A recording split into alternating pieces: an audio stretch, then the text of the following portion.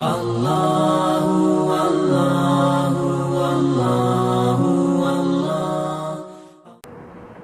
گیا ہے کہ قصر نماز کی کیا شرائط ہے۔ قصر کی نماز کے لیے شرط سفر ہے، اور سفر کی لمٹ اتنا ہو کہ 51 مائلز میل کے حساب سے، اور کچھ فقہاء نے تصریحات کی ہے آج کل کے کلومیٹر کے حساب سے 92 کلومیٹر 92 کلومیٹر آپ کا فاصلہ ہو۔ آپ کے گھر سے جہاں آپ جا رہے ہو کم از کم فاصلہ 92 کلومیٹر 92 کلومیٹر یا 51 یا 52 مائلز ہو، میلوں کے حساب سے ہو۔ تو اب جب آپ اپنی علاقے کی فنا سے، یعنی آپ کے علاقے کا ایک حدود ہوتا ہے، جہاں پرانے زمانے میں یہ ہوتا کہ کسی گاؤں سے ہم نکلتے ہوتے تھے تو وہاں پر ہمارے گاؤں کا چراگاہ ہوتا، یا ہمارے شہروں کے گاؤں کی ایک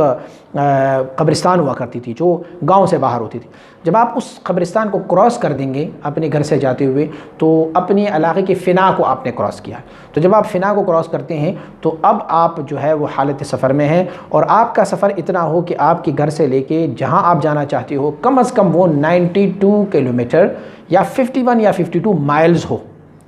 تو آپ پھر اب قصر نماز ادا کرتے جائیں گے۔ اور جہاں پر آپ جا رہے ہو، اپنے گھر سے 300 کلومیٹر کے فاصلے پر جا رہے ہو، 1000 کلومیٹر کے فاصلے پر جا رہے ہو، وہاں جس شہر میں آپ جاؤ گے اس شہر میں اگر آپ نے نیت کی کہ میں یہاں پر 15 دن یا 15 دنوں سے زیادہ رکوں گا، تو اب آپ اس شہر میں قصر نہیں پڑھیں گے بلکہ پوری نماز پڑھیں گے۔ ہاں، رستے میں آپ قصر پڑھ سکتے ہیں۔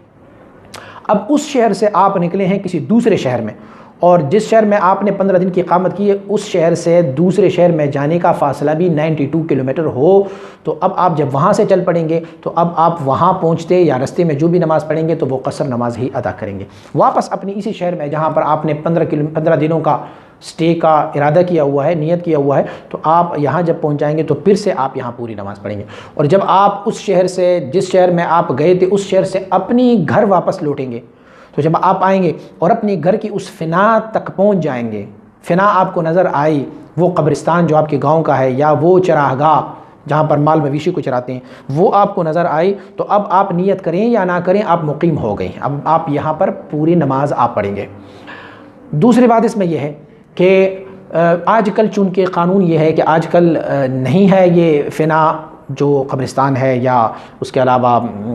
چراگاہ ہے، یہ ہمارے علاقوں میں آج کل ناپید ہو چکے ہیں، بلکہ یہ ہوا ہے کہ ہمارے علاقے بڑھ گئے ہیں اور شہر ہمارے جو ہے وہ بڑے ہو گئے ہیں، اب یہ چیزیں شہروں کے اندر آ گئی ہیں، تو اب ہم کیسے جانیں گے؟ تو اس کے لیے متاخرین فقہاء نے یونین کونسل تشکیل دیا ہوا ہے کہ یونین کونسل، آپ کا جو یونین کونسل ہے، جب آپ کو اپنی یونین کونسل نظر آئے اب آپ کا جو ہے وہ حالت سفر ختم ہوا، اب آپ اقامت کے حد میں آ گئے۔ مثلاً کراچی یا لاہور کے شہر کو لے لیتے ہیں، کراچی، لاہور، اسلام آباد، ان شہروں کے جب ہم دیکھتے ہیں تو کراچی، لاہور، اسلام آباد بہت بڑے شہر ہیں۔ آپ لاہور انٹر ہوتے ہیں تو لاہور آپ لے لیں، وہاں شادرہ سے آپ جب انٹر ہو جائیں گے وہاں سے لے کے آپ تو وہ جا کے ملتان روڈ تک پوری کا پورا لاہور ہے۔ تو ایک بندہ اگر وہاں سے آئیں، اسلام آباد سے برستہ جی ٹی روڈ آ جائیں اور لاہور کے اس علاقے میں اور ان کا گھر جو ہے وہ کینٹ کی ایریا میں ہو یا ان کا گھر جو ہے وہ ملتان روڈ پر ہو، تو وہ آٹومیٹکلی اس وقت جب وہ شادرہ میں انٹر ہو جائیں گے، اب ہے تو سارا لاہور،